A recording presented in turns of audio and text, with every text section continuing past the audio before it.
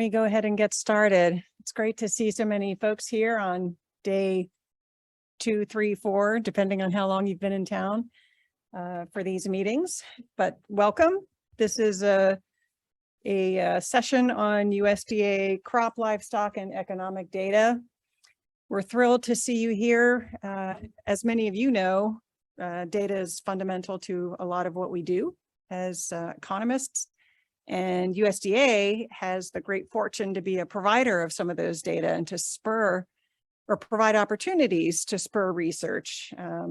You all do the hard work, but we're just trying to put data out there for public use and consumption.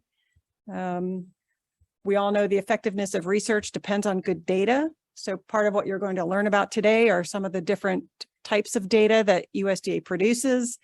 You'll learn something about how they're put together, and how they're used.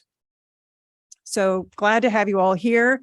We've set the session up so that we have short presentations from 4 different presenters, and there will be plenty of opportunity for Q&A at the end. But let me start off with some introductions. I'm Cindy Nickerson. I'm USDA's Deputy Chief Economist. I've been with USDA for 22 years, the last 2 years as the Deputy Chief Economist. Prior to that, I had a long couple decades with the Economic Research Service, so I'm intimately familiar with both being a data user and producer. So I think this is a great session. And also sitting in the Office of the Chief Economist, we are continual data users. We produce some, but we're also very heavy users as well. So just thrilled to have you here, and I look forward to a stimulating conversation. Why don't we go ahead and get started with our first presenter, and that's Joe Parsons. Joe serves as the chair of USDA's Agricultural Statistics Board, and he's also the director of NASA's Methodology Division. As the chair of the Ag Statistics Board, which he's been doing since 2016, he leads the preparation and dissemination of various market-sensitive ag-related forecasts and estimates. And as the director, he provides leadership and oversight for the successful design, processing, and summarization of survey and census information.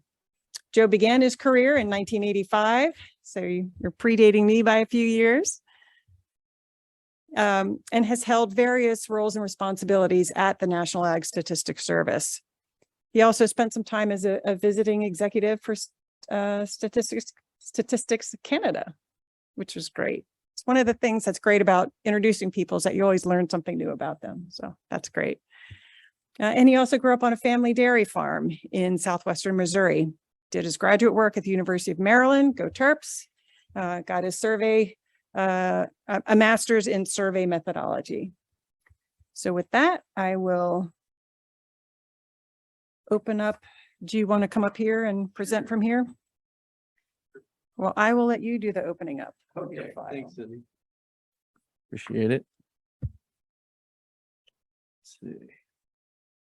I guess it's me.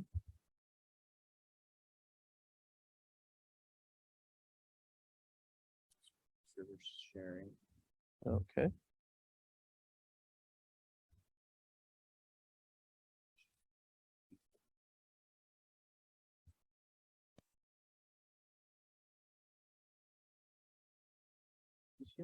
Yep. Thank you. Thanks, Cindy. Appreciate it.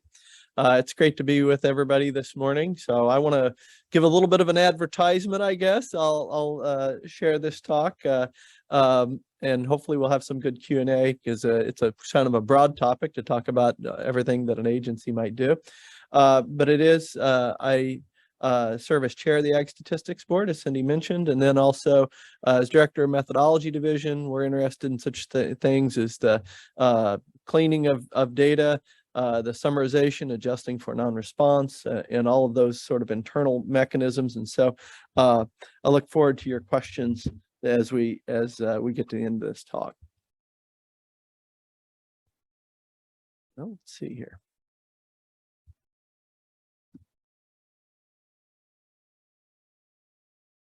Maybe. Where'd my helper go? I can't seem to get it to advance. Do I need a clicker? No. No. Says I'm sharing. All right, well, that works. Thanks. I usually introduce Mark every month, and so now I turn about, right? So the National Ag Statistics Service is really quite a simple mission to provide timely, accurate, and useful statistics in U.S. agriculture. And so while it's a very simple mission, when you think about U.S. agriculture and everything around U.S. agriculture, so diverse and so many different topics that we really get involved in many, many things. And so it is exciting to be a part of an agency. And really, I'm glad that you're all here, because while NASS produces a lot of information, we're all storytellers, right? But I think to really effectively tell effective stories, we produce a lot of the base information. But as I walked through the poster sessions and everything else, I could see how folks were using NASS data and how important it was, but it was a part of the story. And so I think it's really important. And I also want to highlight a little bit later on, maybe some other ways that you can make use of NASS data, not just the data that we publish. So a little bit about who we are. Cindy mentioned that I was a visiting executive for a period of time at Statistics Canada. In Statistics Canada and in other countries around the world, there is one statistical agency. And in fact, Statistics Canada, as compared to the US, has about 80 divisions. So healthcare statistics, tax statistics, anything you can imagine, including their agricultural division, which is fairly large. Seems to be working okay now. Okay. Over here in the corner. All right, very good.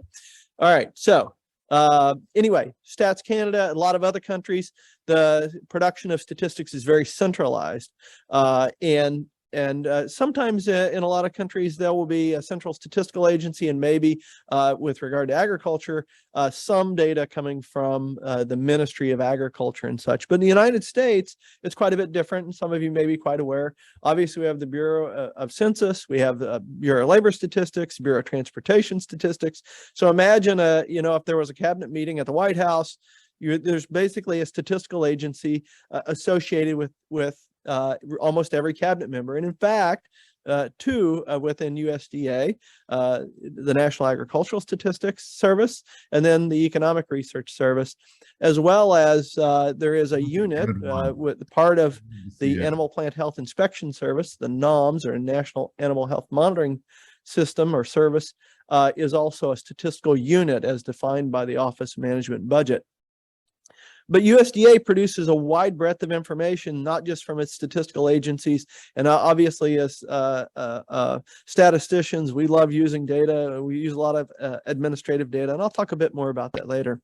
So as an agency, we're mostly statisticians, IT folks, and geographers.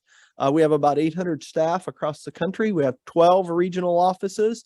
Although with the pandemic, a lot more folks work remotely. About half of our staff are working remote. And we have also a footprint in St. Louis, Missouri, where we have an operations center, and then of course staff in Washington, D.C.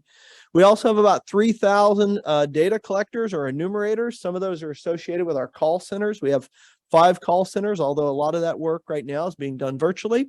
And then we have field enumerators, those folks that go out and put plots in fields, interview farmers and ranchers and agribusinesses. So a little bit about what we do. We collect, assemble, process, and disseminate agricultural data. We conduct and publish hundreds of annual surveys and censuses each year. We conduct it's called the quinquennial or detailed census of agriculture every 5 years. And we will be mailing the Census of Agriculture, as well as sending out millions of invitations for folks to respond online in late 2022. So we're excited about that. We've been on the runway for a while, and we're about to embark on that very large activity for a small agency. We do a lot of partnering. We partner with state departments of agriculture, trade associations, universities, and others to conduct surveys and do other work where there is a mutually beneficial interest. We do a lot of mission-to-mission activity within the USDA. Obviously, we collaborate with ERS on ARMS and other surveys, the survey of irrigation organizations, for example. We do work with NRCS, for example, where we have done a series of surveys with FPAC, the Farm Production and Conservation Mission area. We also do research, but our research is really focused not on doing a value-added analysis so much. We pretty much are producing base level information about agriculture, but rather about how to advance our techniques in terms of either formulating questions or adjusting for non-response, how we go about imputing, or how we might adjust for coverage error, all of those sorts of things. And we have a team that work on that, as well as some work in doing spatial modeling, yield modeling, those sorts of things within our research division. We have two funding streams within the National Agricultural Statistics Service, which doesn't matter so much for y'all, but I think it's one way to look at our program. One is the Agricultural Estimating Program.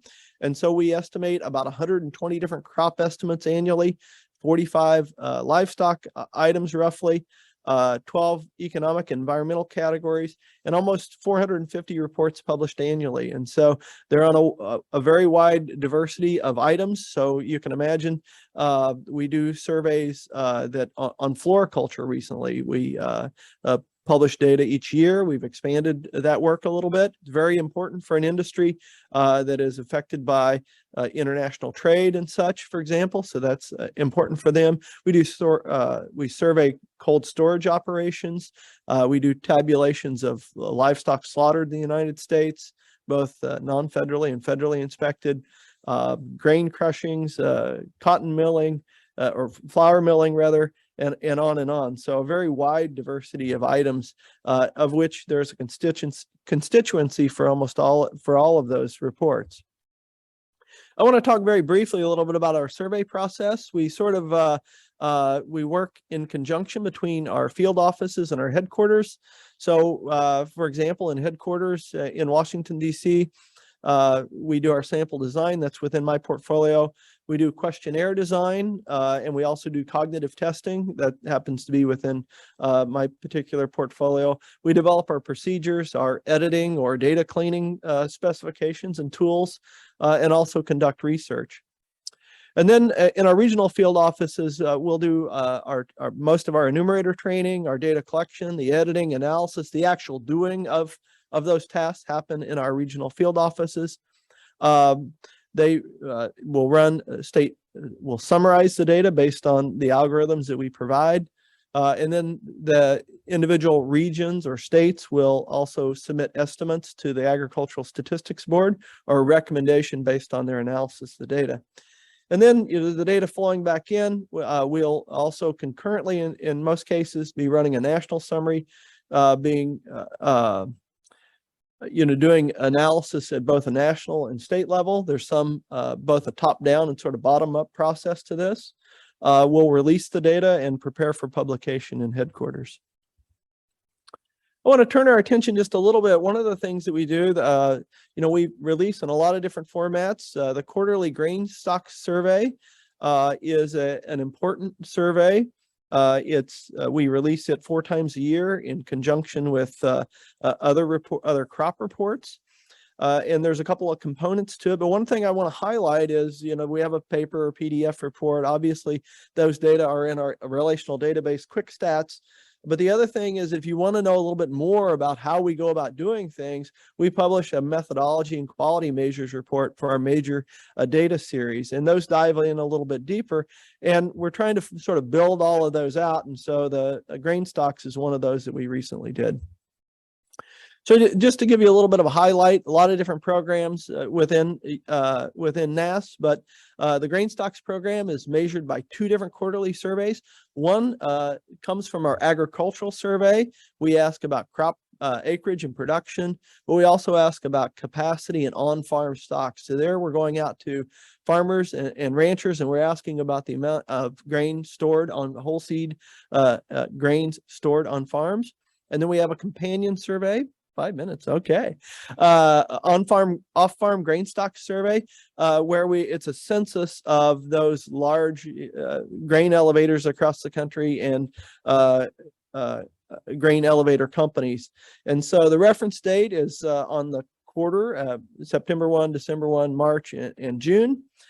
We start data collection within a couple of days of the first of the month, and typically we release all of our principal federal economic indicator reports within the month of the reference date.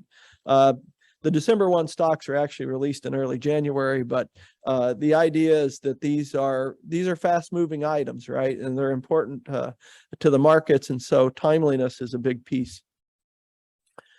A little bit more about our quarterly grain stock survey. The data collection is about 15 days. So we try to meet folks where they're at. We'll collect by mail, by web, but mostly computer assisted telephone interviewing.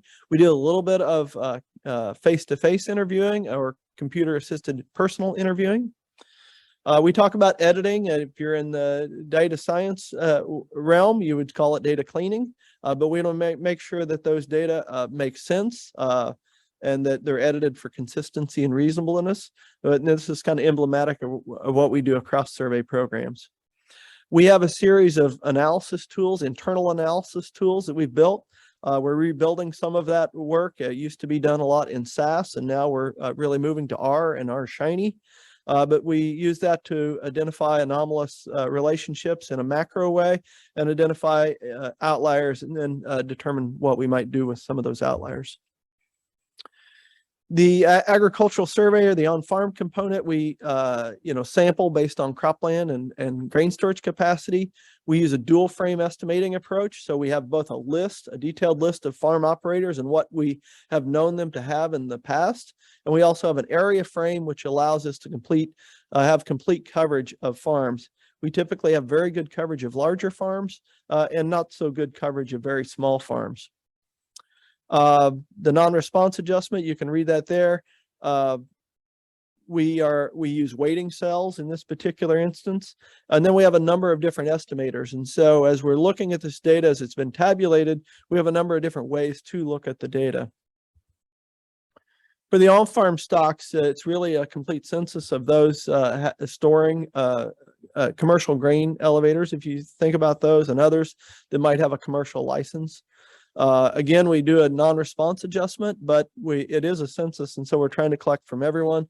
We have a relatively high cooperation rate and also coverage rate, and we publish those data as part of that methodology report that I highlighted.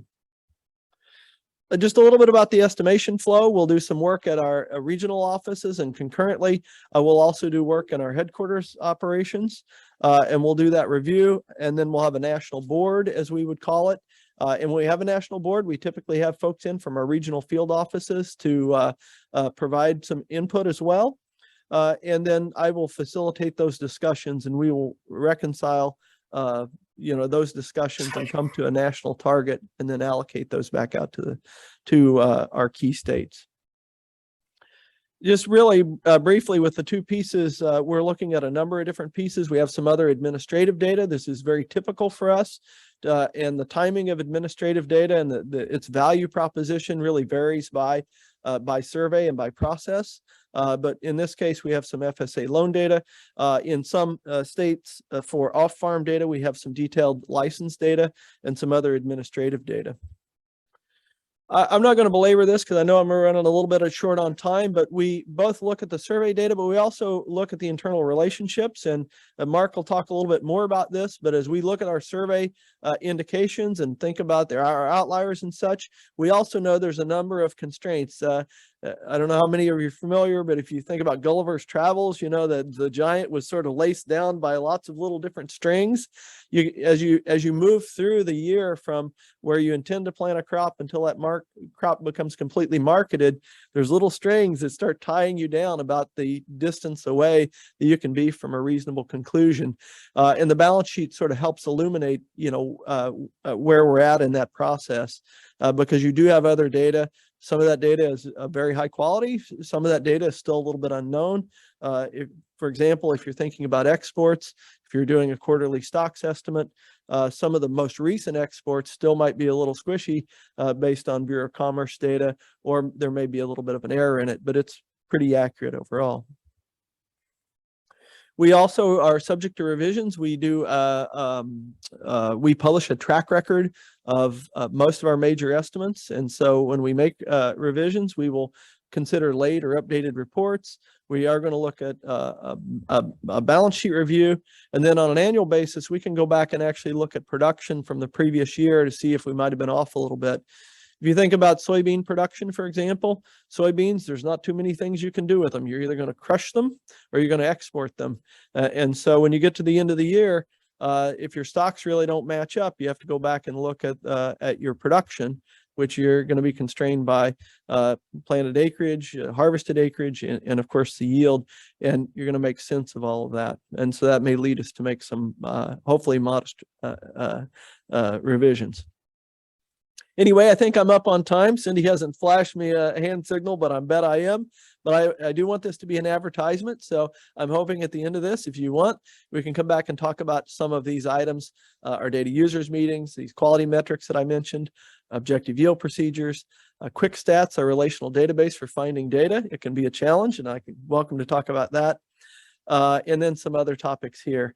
And one item that maybe if we have time, we'll talk a little bit about how folks can get privileged access to some of our data to examine some phenomena that might be of interest to you. And with that, I'll turn it over to the next speaker.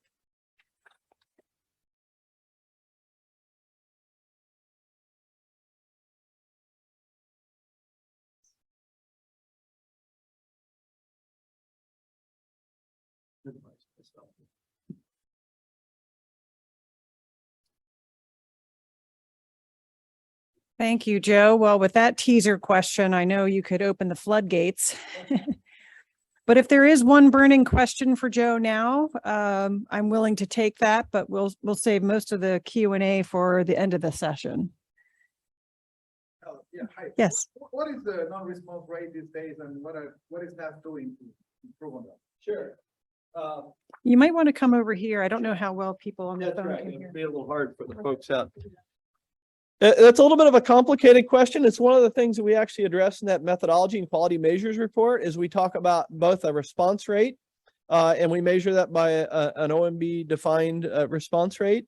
And then also we typically measure for things like for which there's maybe a key variable. We'll measure also a coverage rate. So imagine that, you know, in the hog and pig survey, for example, there are very dominant players in the pork production industry, and I could have a 95% response rate, but still have a terrible coverage rate, right? And coverage is defined by how well you're covering the population that you're interested in. But with that regard, you know, for most of our livestock surveys, about 70%. For our crop surveys, we've been about 55% or so. The Census of Agriculture, the 2017 census, I think we were in the low 70s, for example. Our face-to-face surveys, and part of this has really been driven by the pandemic, have been quite a bit lower because we're much more dependent on the mail. By the way, the mail is moving much slower, so short time frames are tougher. But the surveys that we've tended to do face-to-face, for example, ARMS 3 or our ARMS 2 survey, where we're getting trips across the field, production practices, those sorts of things, those are really tough to do on the phone. We've attempted to do that. Our field enumerators are now able to get back out in the field some. We want to make sure and be careful with COVID, both for our employees, but also for farmers.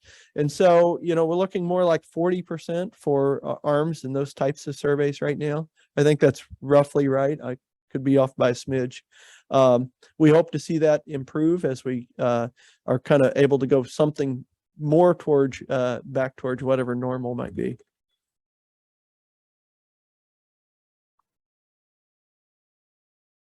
Very important question. Thank you, Joe. Yeah, one last thing I'll add on that topic is the other thing we really look at is non-response bias, right? And so we'll do some non-response bias studies. I mean, obviously, response rate in itself is important because you're shrinking your effective sample size, but it's also, you know, is the missing just completely at random, or is it informative? That's great. Well, thank you for that. It's great to unpack some of the data that NAS puts together. We're going to continue with this unpacking and, you know, looks behind the scenes, so to speak, with our next presenter, my colleague, Mark Jekanowski. Mark is the chairman of USDA's World Agricultural Outlook Board. The World Board sits within the Office of the Chief Economist, so I have the pleasure of working closely with Mark. But not too closely, as you'll hear. The World Board is quite an independent unit. And in his role, he oversees the monthly forecasts of the World Agricultural Supply and Demand Estimates report, and also the work of the Joint Agricultural Weather Facility. And if you're familiar with WASDE, well, Mark will tell you about it. But it's a market mover. Mark joined the World Board in August of 2018 as the deputy chairman. Prior to that, he served in various management positions with the Economic Research Service. And before USDA, Mark was the senior vice president at Informa Economics, where from 2009 through 2011, he was also head of the Washington, D.C. office. He holds a PhD and an MS degree in agricultural economics from Purdue. And he was raised on a commercial family-owned vegetable and tobacco farm in Massachusetts. With that, Mark, the floor is yours. And I have the green signs now. So. Okay, good. Thank you, Cindy. Good morning, everyone. First big test is figuring out how to share screen and everything. Let's see.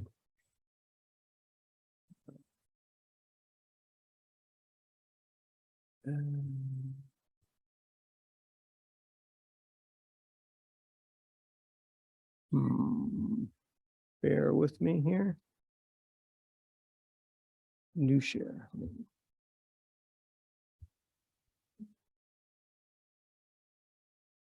We'll try it.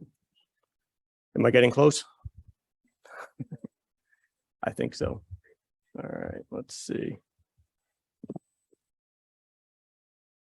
Is that working? All right, think so. Yep. All right, good. That's the hardest part of the presentation. Whew, that was a lot of work. Anyway, good morning, everyone. And so as Cindy mentioned, my name is Mark Jekanowski. So I'm going to talk to you a little bit today about the WASDE report and the World Agricultural Outlook Board. Now, in contrast to NAS, which you just heard a lot about, the World Board, we're not a data collection agency. We're not a federal statistical agency. But what we do is produce one very influential report based on using information from across USDA. And that influential report, of course, is the WASDE, the World Agricultural Supply and Demand Estimates report. We're a relatively new agency. We were formed in 1977. And there's kind of an interesting history behind why we were formed, and it really can be traced back to a growing recognition, especially in the early 1970s, that there's kind of a difference between data and information. And USDA produces a lot of data, collects a lot of data, but it's important that people make use of that data and put it in a form that actually provides information to policymakers. And this really kind of came to a head in the event, if you know much about agricultural history, the Great Grain Robbery of 1972. And that was a period where, as you may recall, the Soviet Union was undergoing really severe crop shortages, drought conditions, grain shortages, and they came to the USDA wanting to purchase some grain. And at the time, seemed like a good, and it was a good, diplomatic, relations, opportunity to build some ties with the Soviet Union. So USDA approved the sales, but what happened was that USDA at the time really had no idea about how bad the crop failures were in the Soviet Union at the time. So then, the private U.S. grain companies, they were responsible for the sales. They were selling the grain, and they were selling the grain in huge volumes to the Soviet Union, and nobody was really keeping track. So, then, suddenly about a year later, or less than a year later, folks kind of woke up and realized that we had just sold essentially our entire U.S. surplus of grain, much of it subsidized, of course, at the time. So subsidized purchases to our big rival, the Soviet Union. And the result was food price inflation and all kinds of chaos in the markets. And kind of from that episode, after hearings on the Hill and whatnot, it became very clear that USDA needs to do a better job of tracking its own information and putting supply and demand information in a format that informs policymakers and really informs the world about how tight or not markets were or are. So that's basically what we do now. The purpose of the WASDE report is to provide a broad overview of the supply and demand conditions for all of the major program crops within USDA, and that's what we do. Also, unlike NASS, we're a very small agency, 22 people on staff, including 5 meteorologists. But I would say that 22 staff members, that greatly underestimates the number of people who work on the WASDE. The World Board, really, we're a coordinating agency. We bring information from across the USDA. Anybody who has insight into the markets are part of our committee process in putting together the monthly WASDE report.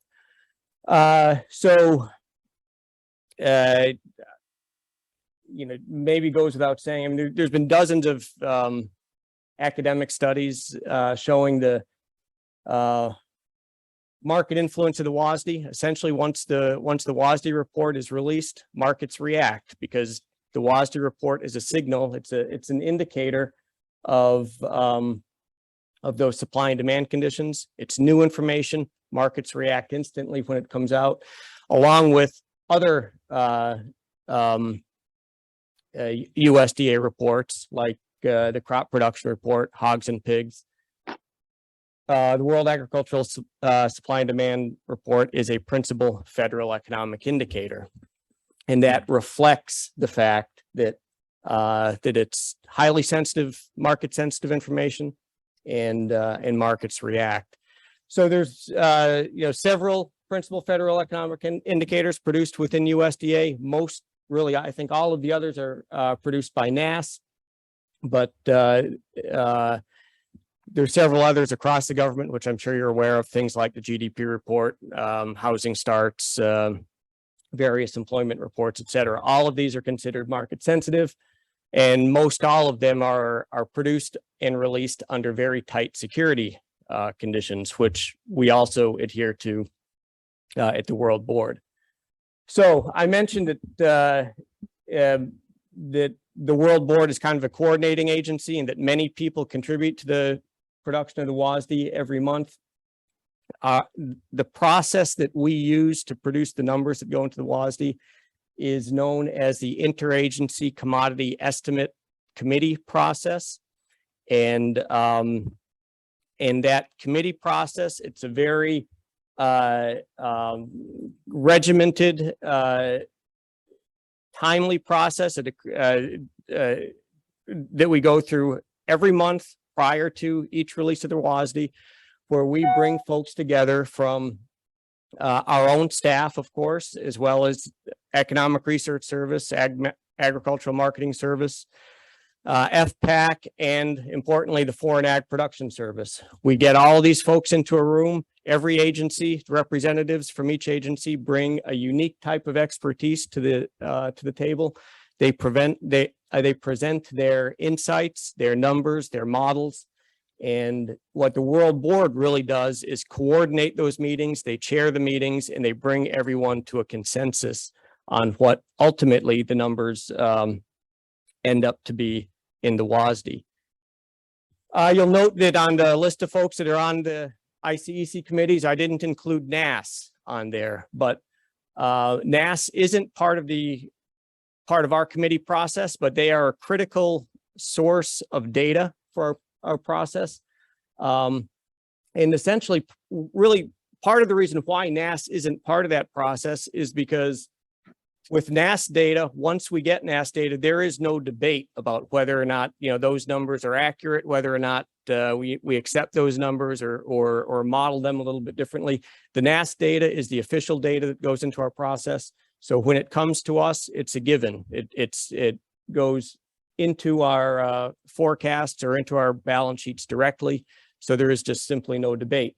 Many of the other variables in the balance sheet, especially the foreign production estimates and some of the demand side variables of the balance sheet, there's a lot more judgment and expertise, a lot more modeling that goes in, and that's where the committee process comes into play in coming up with the final values for those numbers. So as noted, and as Joe alluded to earlier, the WASDE, it's a balance sheet approach. Every month is an update to our balance sheet estimates, and clearly with a balance sheet, supply has to equal demand. Typically we have good information on the supply side, oftentimes from NASS. For the U.S. in particular, just a matter of production. We have good information on imports, trade as well, beginning stocks. That defines our supply. Demand side can be a little bit tougher. There's we have some good information on things like food, seed, and industrial. Trade information is pretty straightforward. But inevitably on the demand side, there's always a residual component as well, just to make sure that those supply and demand balance, and recognizing that there are always going to be some components of that balance sheet that we don't have good data for, or alternatively, some data that might not be fully accurate and would prevent the supply and demand from balancing otherwise. So again, so what we do with the WASDE every month is a new forecast for the current crop year and either the previous crop year or the upcoming crop year. So for example, right now we are in the thick of doing our forecasts for the crops that will be harvested this coming fall. We put out our first forecasts for those new crops back in May, using information including from NASS, like acreage based on the prospective plantings report, for example, and trend yields that help to define production.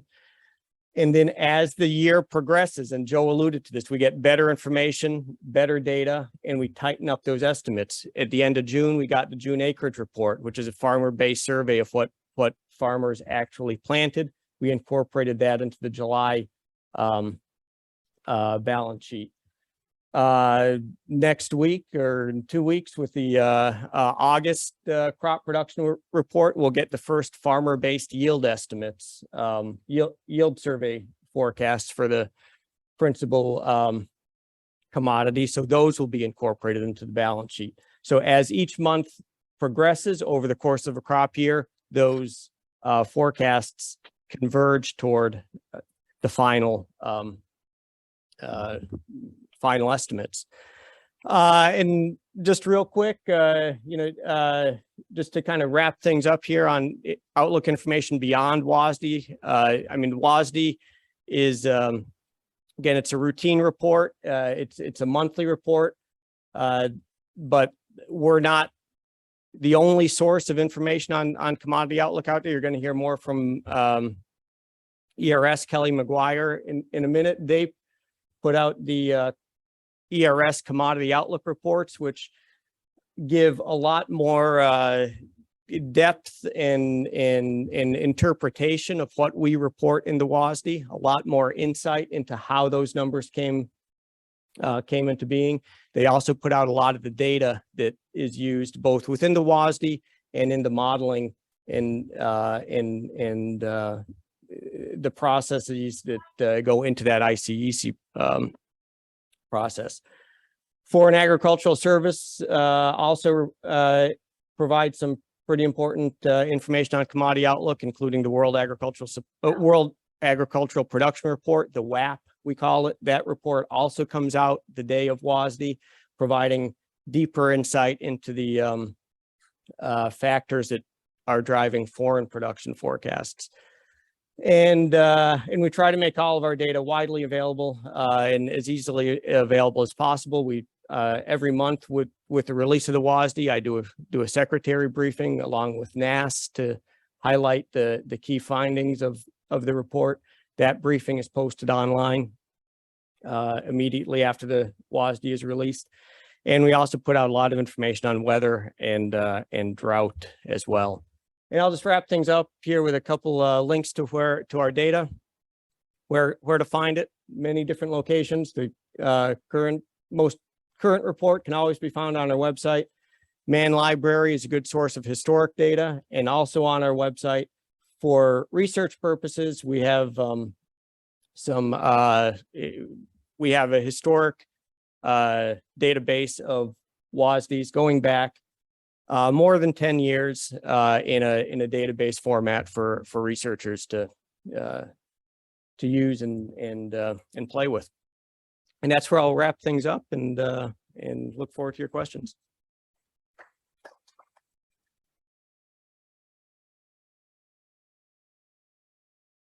Okay, now. You pause. While we're figuring out the IT, we'll take one pressing question.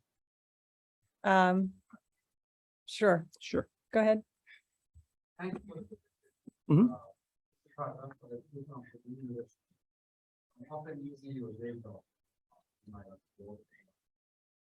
So the question that they have, for example, is how the first report on coal and other things.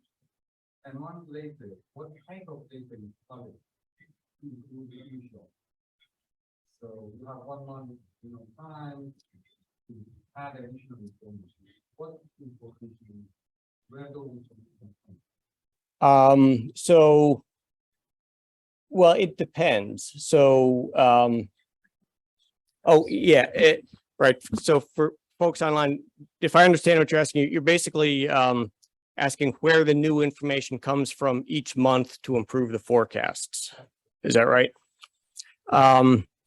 Well, so it depends. I mean, every month, the weather is changing, for example, and that's going to affect the outlook for crop production, both in the US and overseas, especially with a lot of our foreign production forecasts for foreign production estimates. We're continually adjusting them really on almost a daily basis based on weather developments, based on satellite imagery that comes in showing, the vegetation indices, and that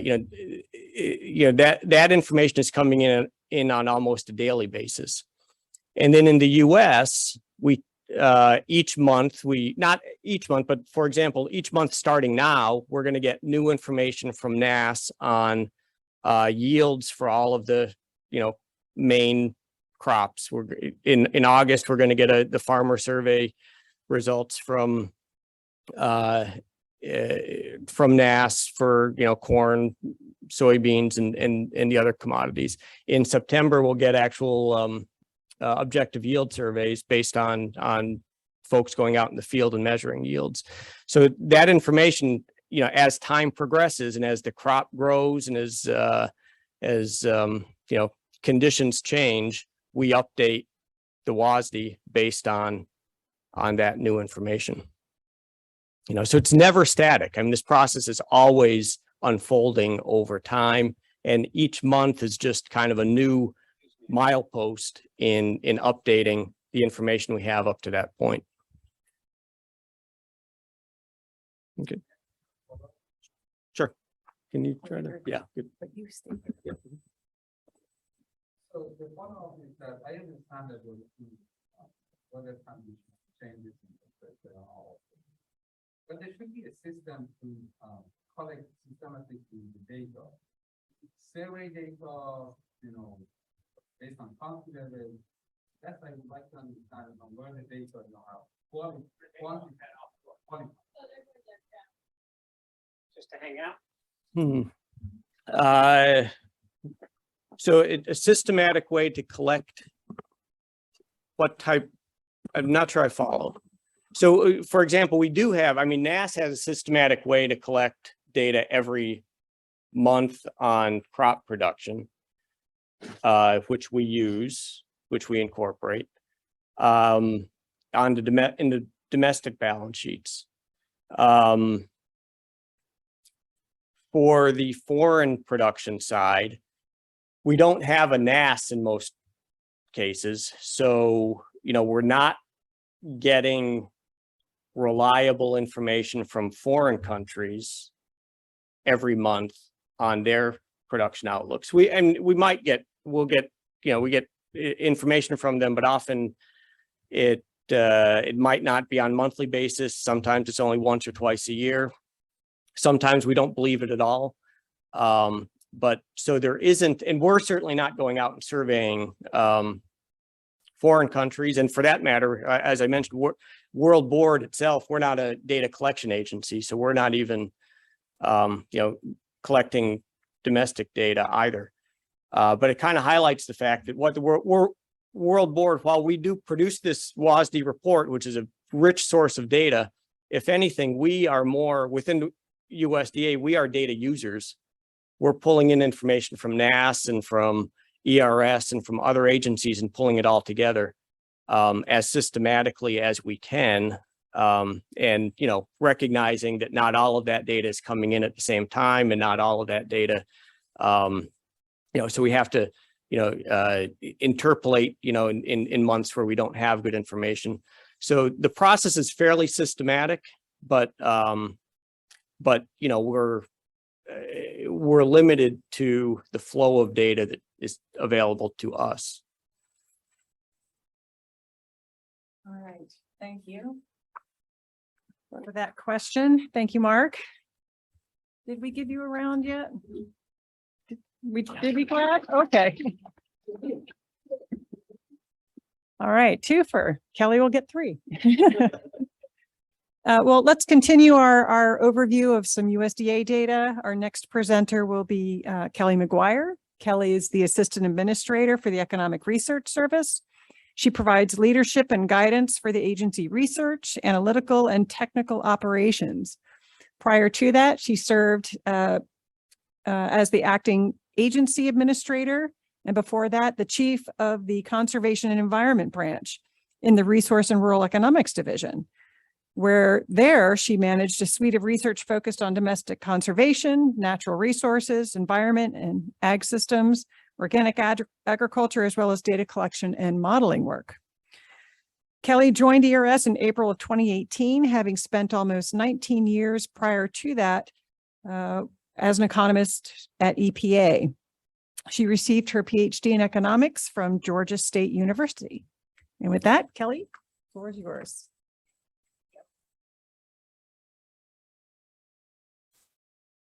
Thank you, Cindy. Let's see.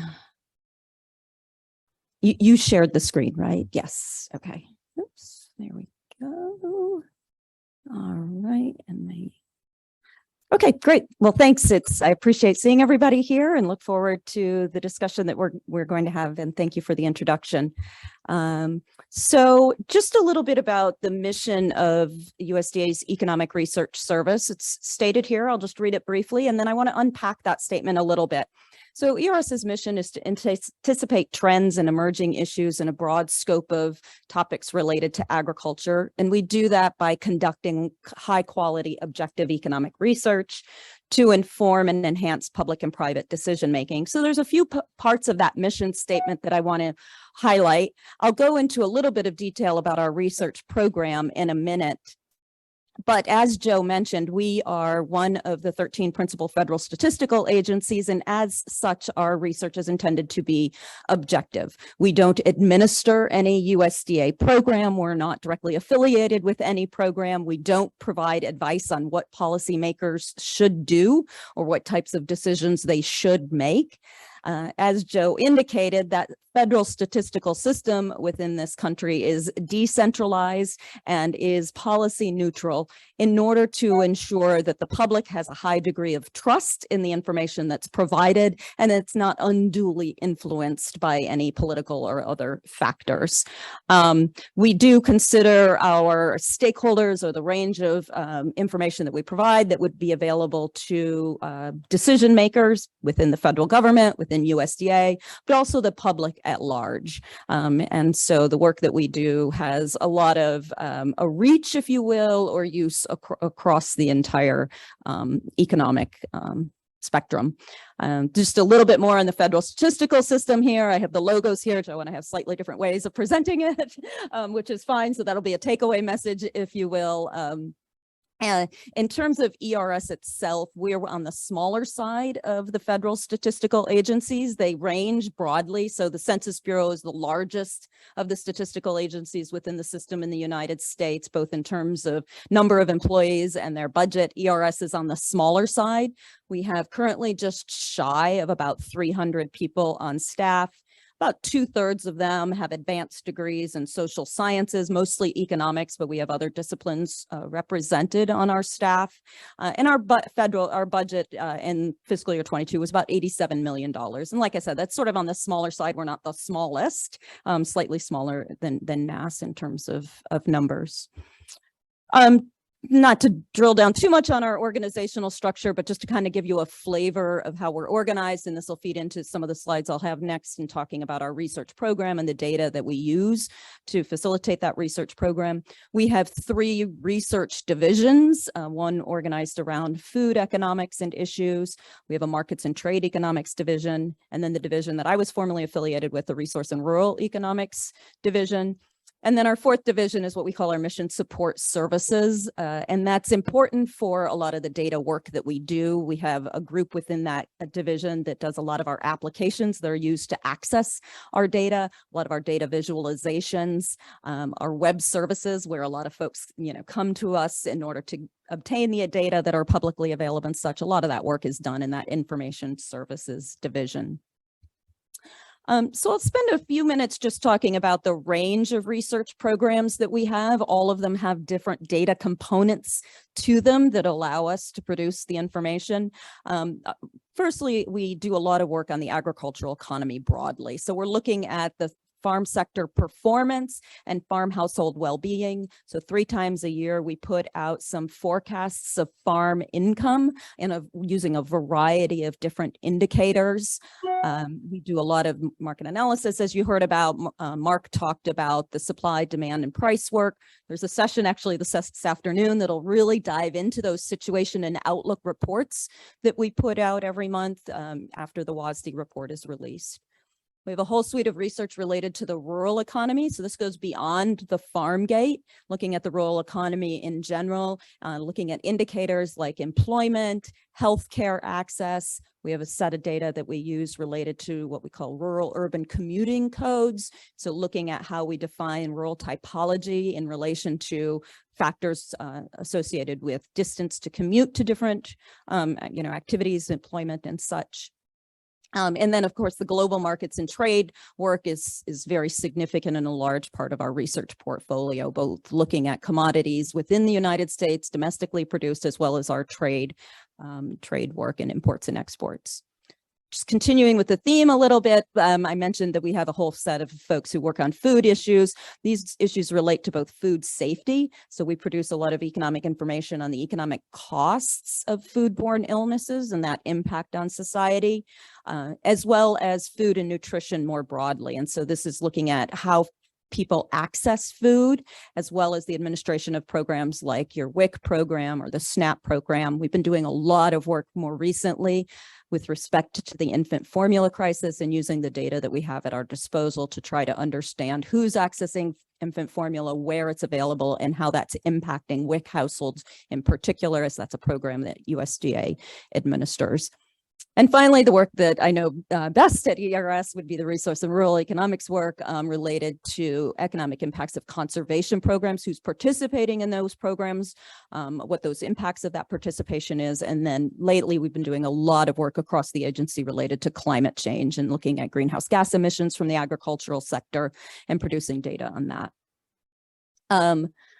So probably one of the key slides that I'll have in the presentation here is talking a lot about the foundational data that supports all of this research, this broad scope of our research program.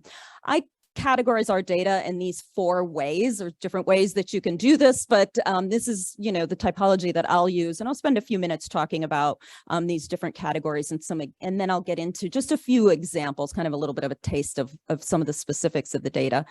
So we do have a fair amount of survey data, and these are surveys, household surveys or establishment surveys that ERS either conducts ourselves or with an external collaborator, but more often it's something that we're doing in conjunction with NASS. And so NASS has this fantastic infrastructure and expertise, as Joe, mentioned in his presentation, related to enumerators and statisticians and that data cleaning and all of the methodology that goes into that survey work. And so a lot of the work that we do is in collaboration with NASS.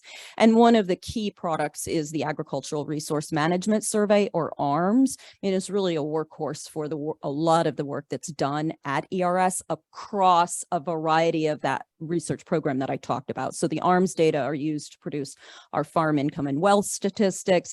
We use it to better understand conservation programs. We use it to understand what's going on in terms of the field and inputs, use of risk management techniques and such. There's a lot of work that's done there. ERS provides a lot of the questions and the type of research that is needed in order to anticipate those emerging issues that are part of our research agenda. And then NASS is engaged in the data collection and the cleaning and making that information available for use. Another example of a survey we did in conjunction with NASS is a survey of irrigation organizations. This is a survey that we hadn't been done for about 50 years, was released last year for 2019 data. It's something that we're hoping to do more regularly to better understand the use of irrigation technologies and where water's coming from and where it's going across the agricultural sector. Super important for climate change work.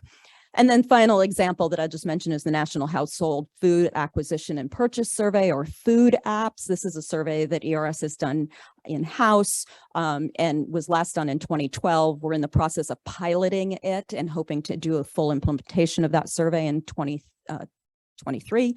And this is, getting information on where people are purchasing food, what they're purchasing, and helping us better understand participation in food access programs.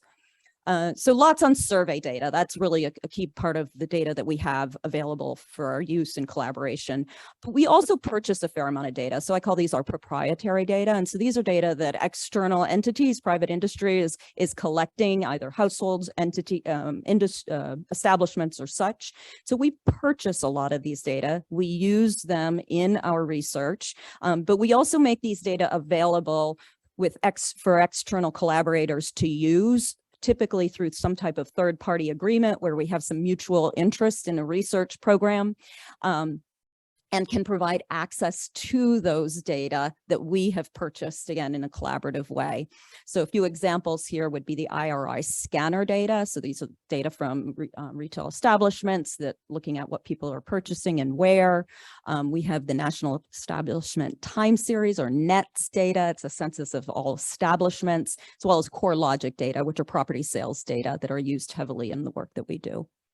Administrative data are another important type of data that we have. These are the programmatic data that allow us to better understand things like who's participating in SNAP, how is it being administered at the state level, or the WIC program. Conservation Reserve Program data, who's participating in those programs, how long are they participating, what kind of activities are they engaging in their conservation work. And so we use those data a fair amount. A lot of them are coming from other USDA agencies or other federal agencies. And then the final is just kind of a catch-all category. There's sort of the other data. They're often publicly available data that you have access to as well, like things from the American Community Survey, Bureau of Economic Analysis, Bureau of Labor Statistics. And oftentimes what we're doing is we're taking that data, combining it with other information, and then producing a data product that we then make available for use to others. I won't go into too much detail in this slide, just a lot more about how our data are used and some of the topics that we've been engaged in lately. So let me just talk a couple of minutes about the data products. So we have over 80 data products that are available on our ERS website that you're welcome to go to. There's a tab, you can search on data, it lists them, a short description of those data, and then you can drill down and make use of them to your heart's content. So a lot of them are available as just strict Excel files that you can download. The situation and Outlook report information is available that way. Some of them are available through APIs. Others, have a data visualization or some type of other app associated with it for you to be able to access those data. We do provide information on how frequently they're updated. Some of the information is updated monthly, like the situation and Outlook information. Others, is information that we only are updating annually. It's just depending on, what the data product is and the frequency with which new information is available. One of the things I wanted to mention just briefly about this is kind of the peer review process, or the process that we go through before we make this information available. So for every data product, there's some type of peer review that the data go through before we put it on our website. And oftentimes that's some other expertise within the department or within the agency who's just doing something as double checking to make sure that the information is accurate before it's being posted. We do have an errata policy that we go through when mistakes happen and when mistakes are found. But we also go through a periodic, more in-depth review through what we call our Data Product Review Council. And so this is a group within our agency that periodically does what we consider to be an independent, in-depth review of our data products. And we try to do every data product once every 5 years. And the purpose of that review is to make sure that our data that we're releasing adhere to the Office and Management Budget standards for data quality. So there's 6 standards that we go through, looking at things like data quality, documentation, transparency, any confidentiality issues are being adhered to. And once they've done that review, they issue a report with recommendations of enhancements that can be made or should be made in order to ensure that the public has trust in the information that we provide. And we make those reports then available on our website. So we really go through a lot to make sure that the information that we provide is most useful and accurate for informing federal statistics and the agricultural sector. Let me just kind of wrap up here. I'm not going to get through all of these slides. We release our information in a lot of different ways. Kind of the bread and butter of what we do are ERS reports. These are in-depth reports that go through a huge peer review process. We use the data I've talked about in order to release those reports. We also do a lot of what we call staff analyses. These are kind of quick turnaround, usually for internal use only. So taking some of our data and running some kind of new analysis that, say, the chief economist's office needs, or the secretary's office needs, or the White House needs. We've done a lot of that lately with regard to infant formula, for instance. We do a lot of briefings. Our staff are expected to write journal articles, so actively participate in the field and stay abreast of scientific advances and such. We have an Amber Waves magazine, which kind of distills things to a more general audience, as well as daily charts of note. If you haven't downloaded our app, you should, because these are great ways of kind of getting a quick, pithy look at data or a chart. Just telling me my time's up. So let me just I'll just do one or two slides from the survey of irrigation organizations that we did with NASS. This is a new one we haven't talked about as much in this session here. This was an update of a survey that was done in 1978. We surveyed about 2,500 organizations looking at a lot of what's going on with irrigation technology and such. We produced a number of reports, a couple snapshots of them here, and just a sample of a chart that we've produced recently on this, and looking at where water, the primary function of water, as well as secondary functions of water across organizations. So I'll stop there. Happy to take any questions or drill down further on any of these topics. Thank you. Thank you, Kelly. Why don't we do our one burning question, but I'm going to let folks who are joining us virtually take a turn if anybody who's with us virtually wants to ask a question.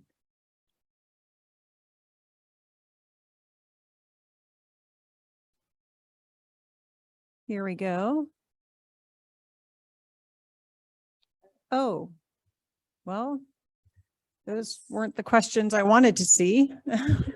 We'll see if we can get a tech person to help us out with that. Sorry about that, folks. Everybody can see the question was that they couldn't see the slides. Sorry.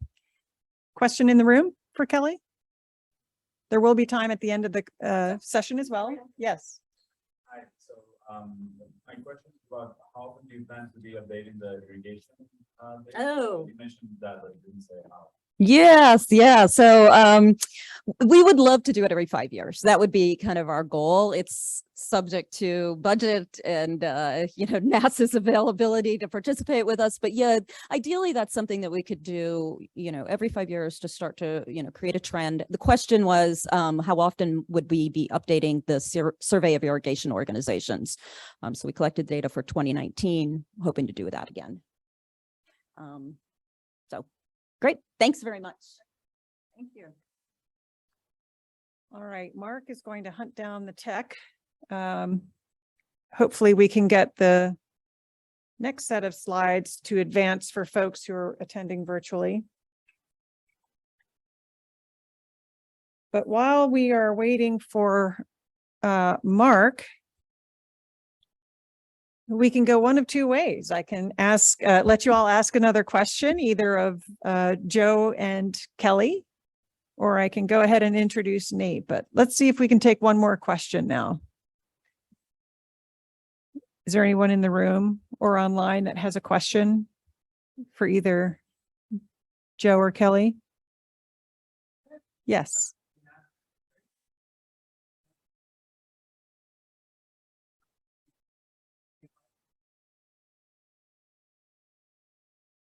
Great question. So the question was, is there any plans to supplement NASS data with satellite imagery or data from RMA, for example?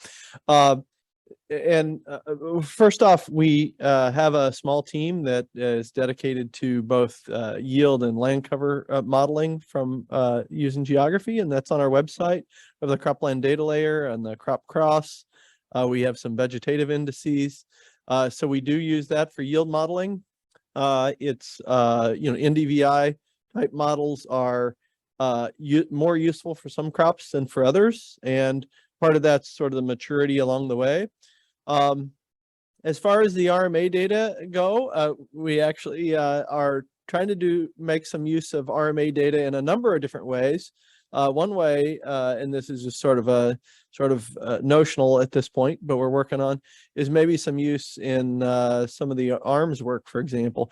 A little tougher when it comes to yield information with the RMA data, just because it's lagged and lagged so much for certain types of producers.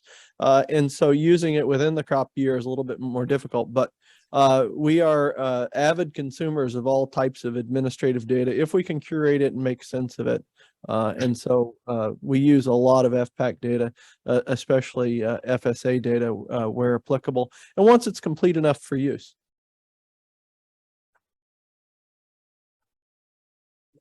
If you're okay, in the interest of time, I am going to move to our next and final speaker. We're going to pivot a little bit. Actually, yes, if you can help me out here with getting slides set up, that would be great. That'd be neat.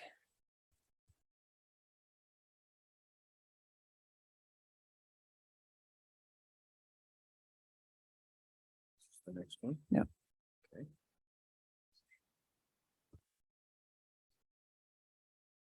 Yes.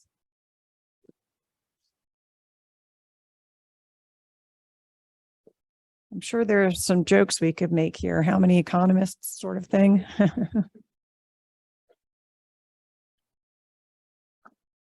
That's what I thought we did last time. This right here. Well, that one, yeah.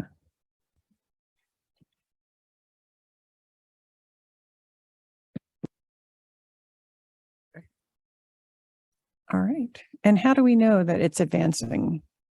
Folks on the line, is there anyone online? Well, I guess we'll see once Nate advances. We'll just have to wing it, I guess, if you can stick around when, great. Okay, excellent. Fabulous. All right, well, with that, we are going to pivot a little bit, and Nate Kaufman will be our fourth and final presenter. Nate is not with USDA, but has been a USDA data user and influencer. And he's the vice president and Omaha branch executive with the Federal Reserve Bank of Kansas City.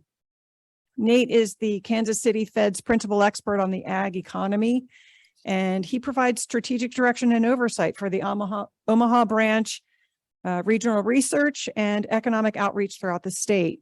Nate's a leading voice on the agricultural economy throughout the 7 states of the 10th Federal Reserve District and the broader Federal Reserve System. He oversees several bank and Federal Reserve efforts to track agricultural, economic, and financial conditions, and he serves as a local connection to the nation's central bank.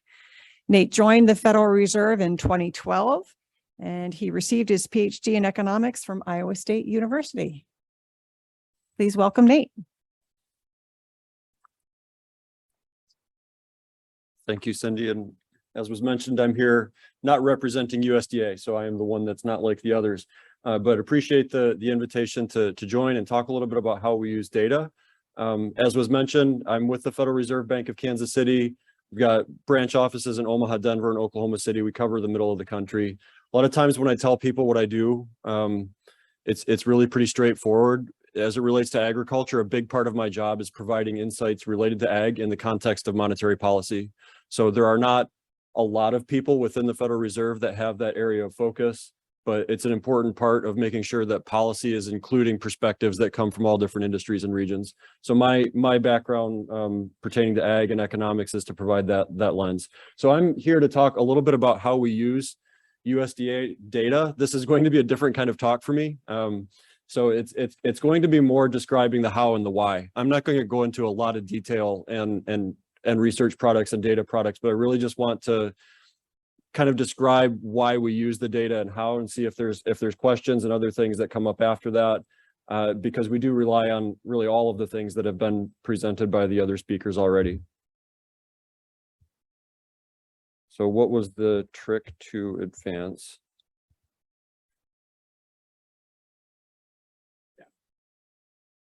That one didn't work.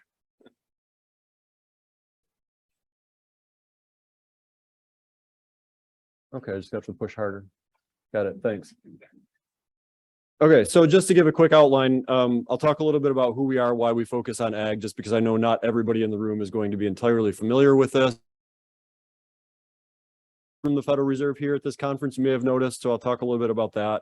Talk about how we approach data and research and ag, and then really all of this is going to lead to, I think, the takeaway of why we use the data, but I'll ask you to bear with me in terms of describing the how behind it, and some of the why to get to the USDA portion and linking it to our policy goals. So just because, oh, that's the wrong way. I'll get it.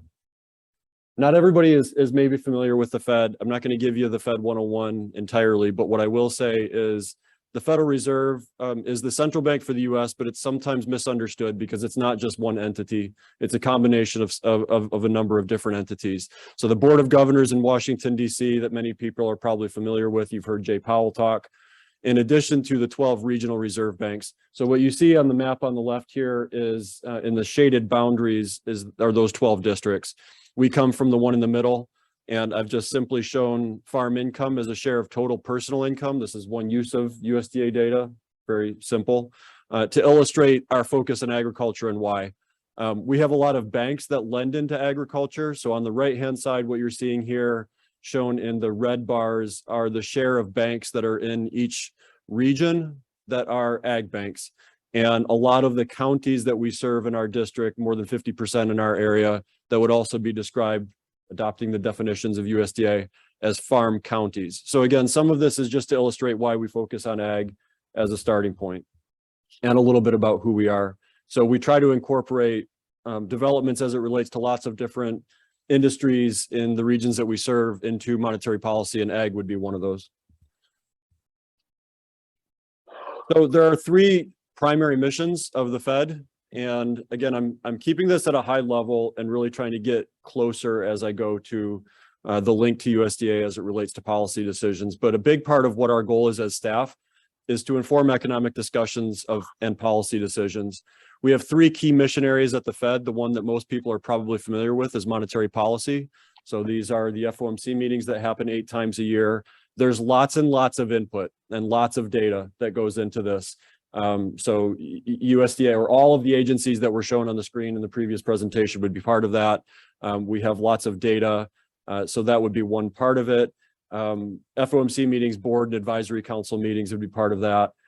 We have other functions at the Fed: bank supervision, financial services, and payments. I won't go into details on those, but suffice it to say that those are other key mission areas that would rely heavily on data as well.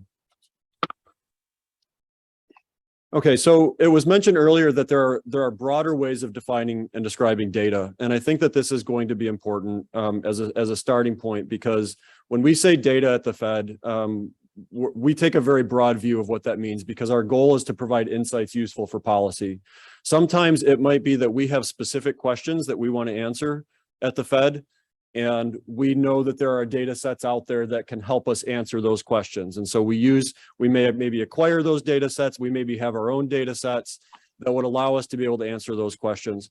Sometimes it's also, though, because we do have limited resources, it's leaning on staff of other agencies to say, we know that you're experts in this area, you're generating insights, how can we collaborate with efforts that are already happening in other places, so as to answer those questions that we think are relevant for the Fed. So there's a couple of different ways that you can think about generating insights in this context of using data.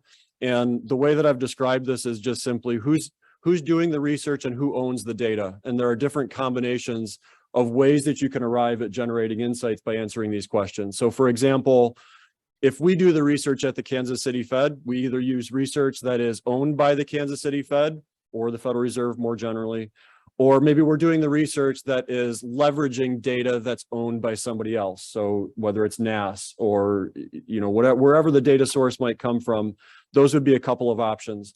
On the other side on this, on the right-hand side, you could say, well, there's maybe others who are doing the data, but there's different combinations. Maybe it's data that we actually own at the Kansas City Fed, and we have ways that we can collaborate.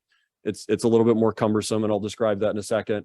Or maybe it's just, partnering with other organizations or institutions that they both own the data and they're doing the research, but by us collaborating with them, there's ways that we can take all of that to then give better insight. So it doesn't just have to be a one size fit all of we need data and numbers and variables that comes from a certain place, but rather taking a more holistic view of how we get to be able to generate insights.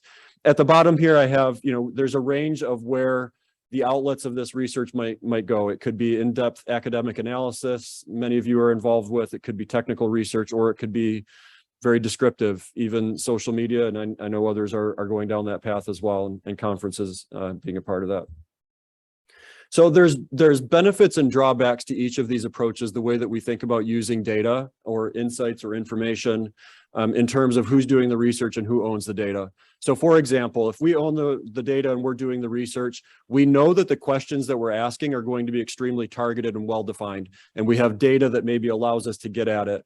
Obviously, there's drawbacks of this: extreme time, cost associated with developing new data products or investing in the research process.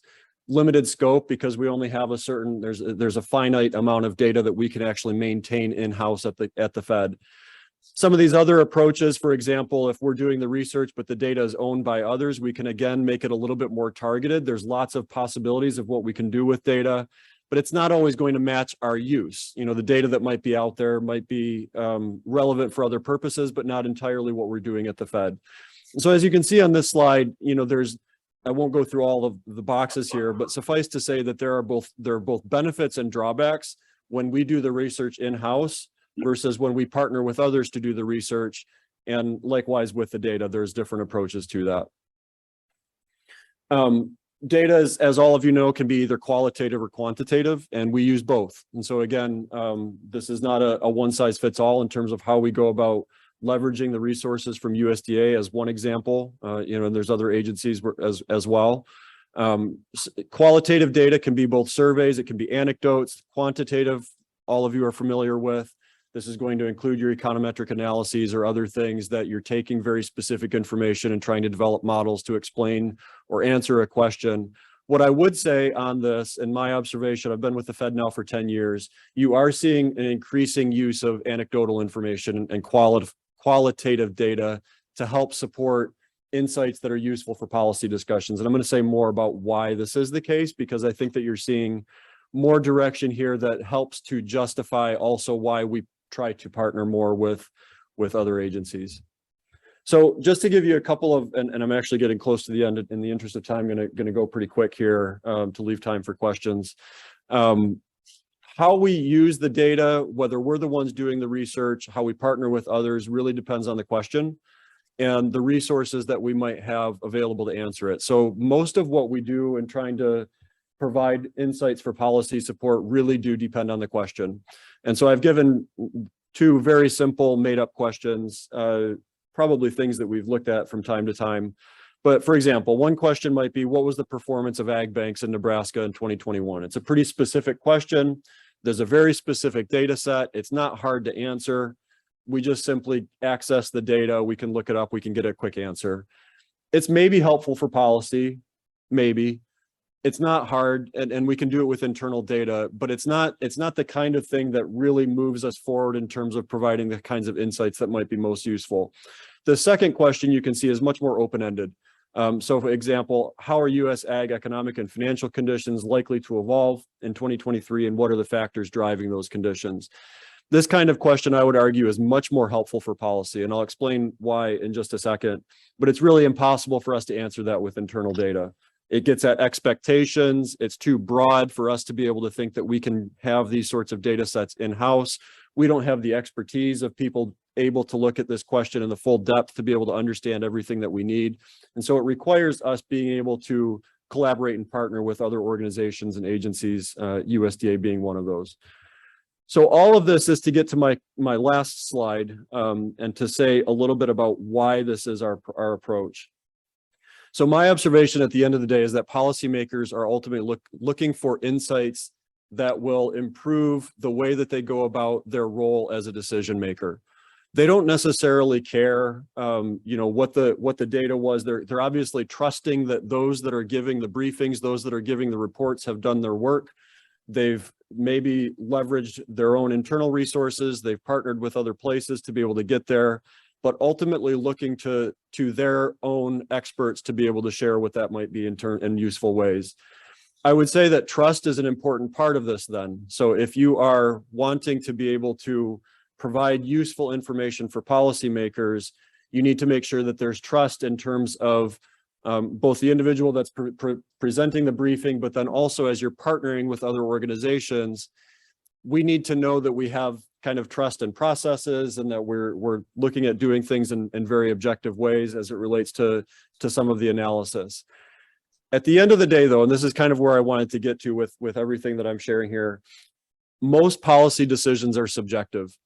It's not the kind of thing that you have a model and a formula and it spits out a policy answer. It can give information that's useful for trying to have the policy discussion, but it's not so much about you know, an estimate, what, when, where is the question, but really why. So for example, we know that our forecasts are wrong, and they've probably, lots of forecasts will be wrong. But more important is to be able to go back later and say, well, what did we think that we knew, what did we know about conditions then, and what's changed, and how should we think about it differently now? And so the why behind all of this is going to be really, really important. So when we leverage the resources together with USDA, like I said, we're doing research projects in-house that make use of the data to try to identify or answer questions that we think are specific to the Fed. But we're also relying pretty extensively on the thought leadership that comes from other places, so that we can then add that to how we think about conditions to then better have a narrative. Somebody else mentioned early on that as economists, we're storytellers. And I think that's true. I mean, to a significant extent, as it relates to policy, we need to be able to say why we're making the decisions. It's not enough to just say the answer is 3.2. You have to be able to say, a range of how you got there. So again, I'll wrap up here. Our reliance on USDA data as one example. There's lots of other places that I could substitute for other organizations and agencies as well here. It's critical in terms of how we go about supporting subjectively made policy decisions, in addition to kind of the far-reaching nature of what USDA can provide that we can't in-house. So this wasn't necessarily meant to be a commercial or a plug for USDA, but rather to say that there's lots of ways that I think it's important for us to be able to partner and work together. If you're a grad student or if you're a researcher, I think there are ways to interact with the Fed you maybe haven't always considered as an option, but I would end with that and look forward to the questions.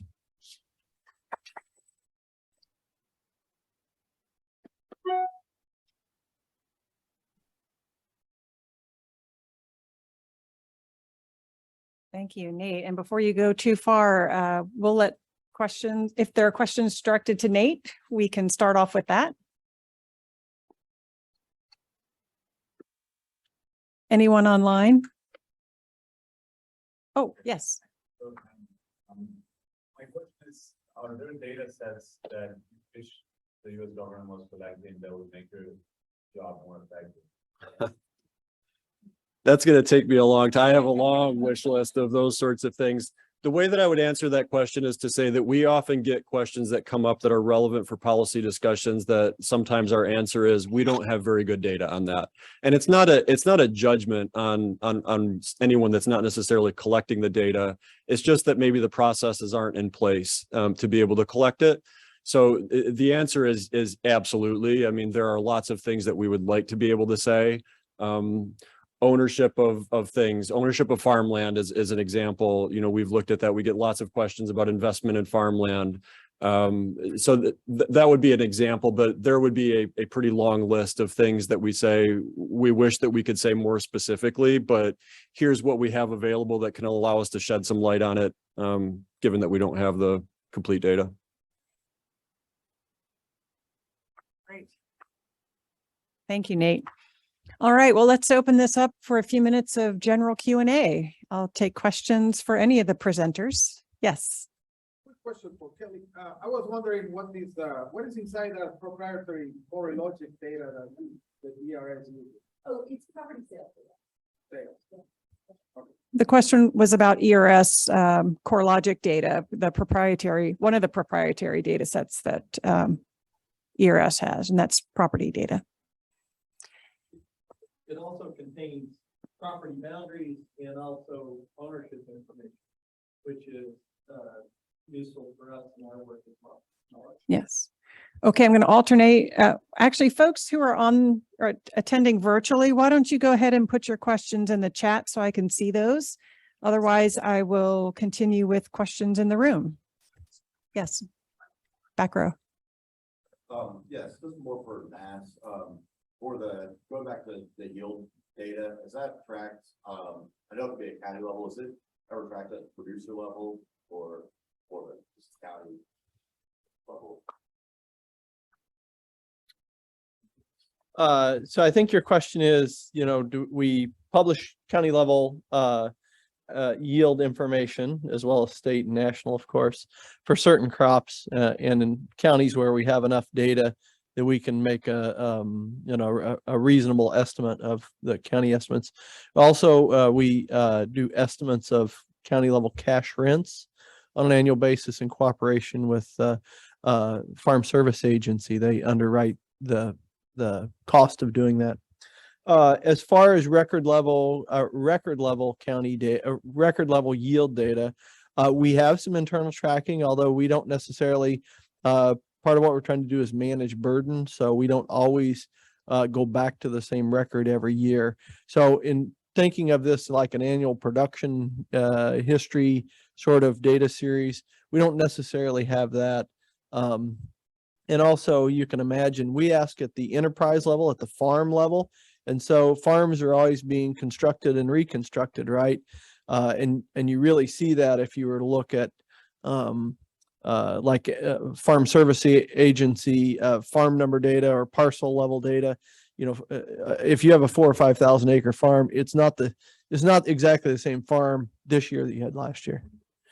So I guess the short answer to your question is no, we don't necessarily have a yearly tracking that would be of use to an outside researcher, I would say.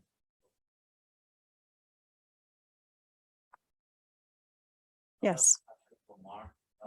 So you mentioned that you use the deadline weather data to formulate the foreign production. So do you rely on FAS on that? And how do you have a model for translating the data into food and then production?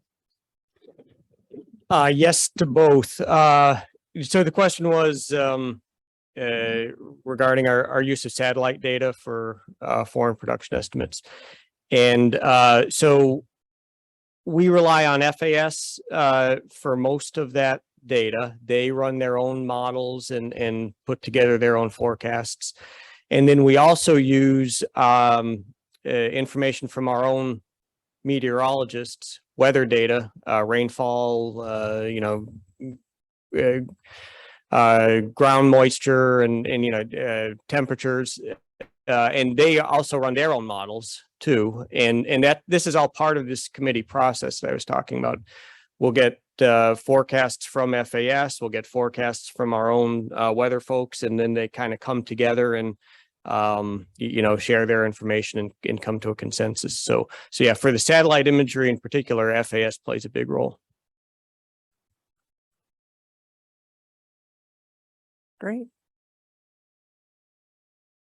Yes, in the back.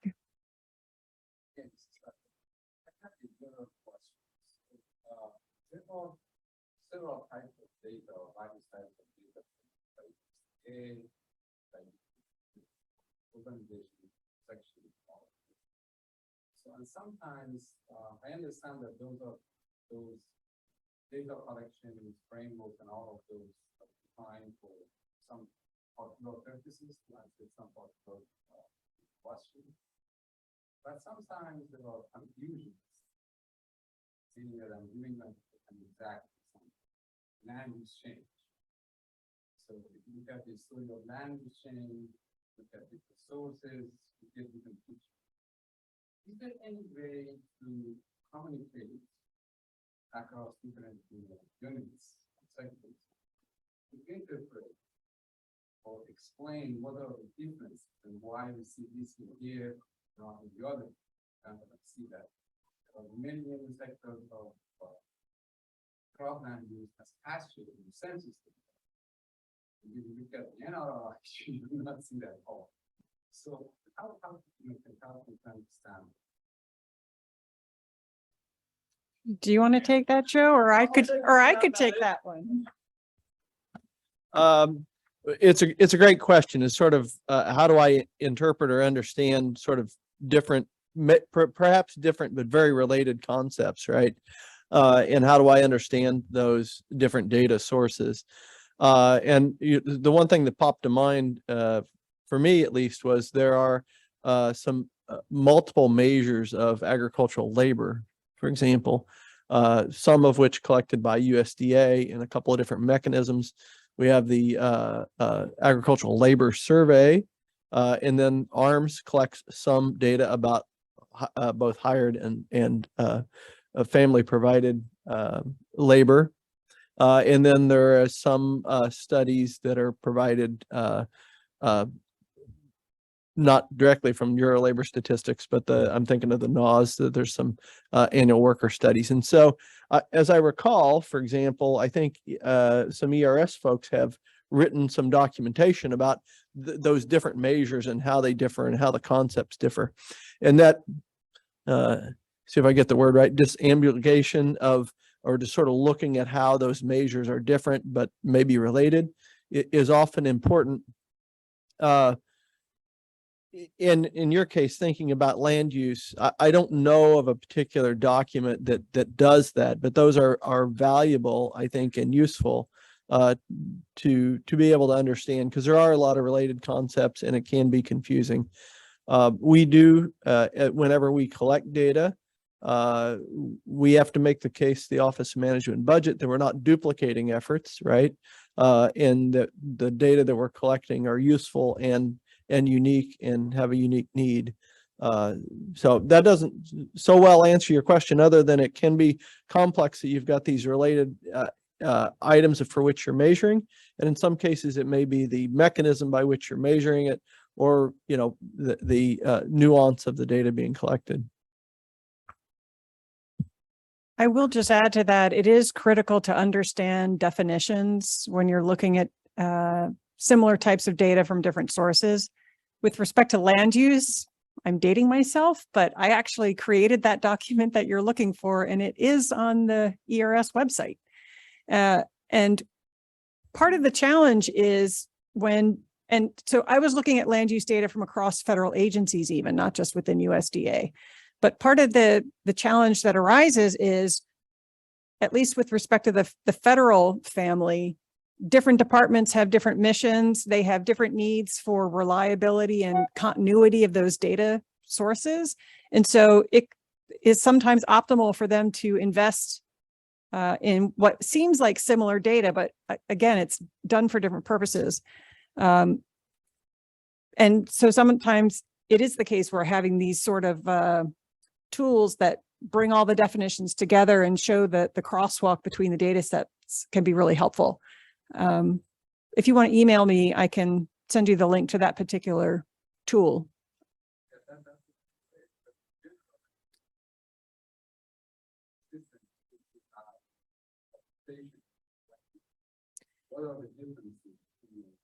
Well, it's a good problem to have too much data as opposed to not enough.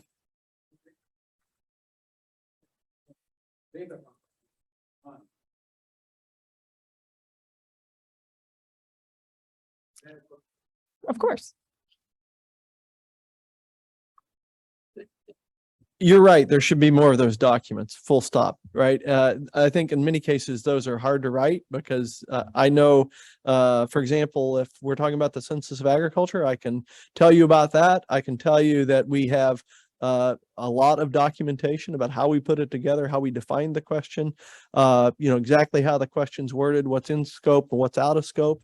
It's a little tougher to say that about you know, another data product, perhaps NRCS's NRI data points, that sort of thing.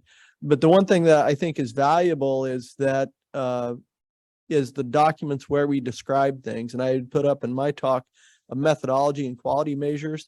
Those type of documents, we try to have are working on trying to have a full set of those, so folks can really understand what we've done and how we went about doing it. It's also very important for like the Census of Agriculture. So that's a good place to start. The other thing is, I think you'll find most agencies to be, if you call us up or reach out to us, we'll do our best to at least explain what we know and connect you with others that would know about those other data series. Yes. Question you mentioned very briefly in your presentation that NAS has some special databases and some special collaborations. Can you expand a little bit of that? It's like, are you issuing sometimes RFPs for specific projects? So I think what you're referring to, you know, we have all of these surveys for which we've collected data, and you know, they're a public good, right? The data that we've collected and the data that we're able to publish. And for example, for the Census of Agriculture, when we released the census, we published several million data points.